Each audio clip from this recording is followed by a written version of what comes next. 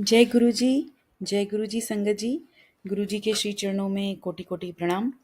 संगत जी, मेरा आज का सत्संग है कि गुरु जी कैसे हमें अपनी डेली लाइफ में भी हेल्प करते हैं, अपने रिलेशनशिप्स मेंटेन करने में। एक्चुअली मेरे साथ ये दूसरी बार हो रहा है कि गुरु जी ने मेरे और मेरी बिटिया का रिश्ते में एक बड़ी मिठास सी भर दी है।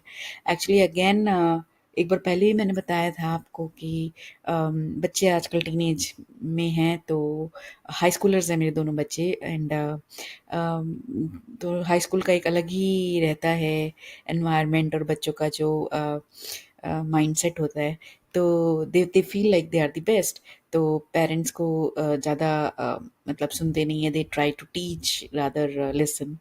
तो ऐसे ही हुआ कुछ कि मैंने अपनी बिटिया को, जो भी कुछ पिछले 3-4 दिन से ऐसे ही हो रहा था कि मैं कुछ भी बोलती थी तो वो आई don't care, I mean it's okay, या मतलब कुछ अजीब सा फेशियल एक्सप्रेशन बना के और जस्ट या I don't care, I don't mind, I don't care, something something ऐसे करके छोड़ देती थी बातों को।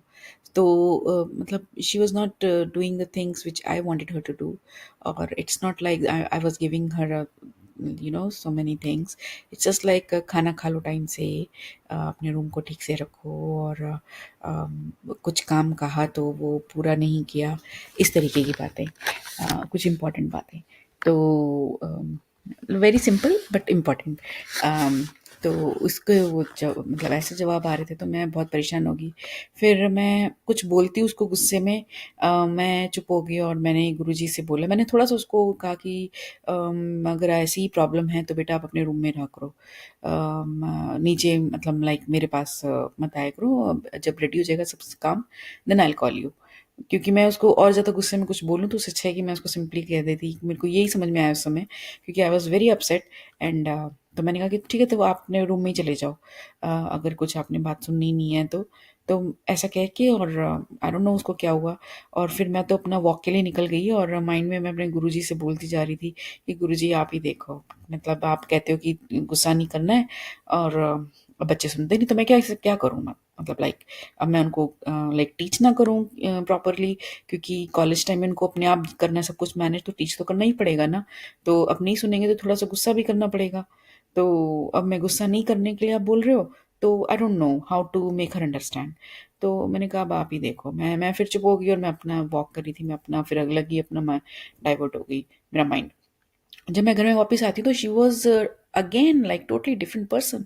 और मतलब वो बड़े प्रेम से बात कर रही थी, मेरे साथ बैठ के उसने टी लिए है, और शी वॉज लाइक अच्छे से बात कर रही थी, मतलब पास में बैठ के, and not throwing any tantrums, और कोई एटीट्यूड नहीं, कोई कुछ नहीं। एंड मैंने माइंड में गुरु जी को बोला, गुरु जी थैंक यू सो मच, शुक्राना शुक्राना कोटि कोटि शुक्राना। बच्चों के माइंड को आप एकदम से, आई डोंट नो क्या नेगेटिविटी है या क्या है, उम्र का पड़ाव है या क्या है, जो भी है। तो मैंने कहा गुरुजी महाराज पहले तो इसको आप ख़त्म करो, अगर उम्र का पड़ाव है तो चलो ठीक है किसी हद तक, मगर अगर किसी तरीके की कोई नेगेटिविटी है तो प्लीज़ उसे दूर कर दो। तो फिर मेरे को याद आया कि मैंने तो उसके रूम में गुरुजी महाराज का स्वरूप रखा है, तो फिर नेगेटिविटी तो हो ही नहीं सकती, क्योंकि गुरुजी महाराज अपने आप देख लेते हैं। तो मैंने ऐसे ही बोल के, और फिर मैं तो डाइवर्ट हो गया था।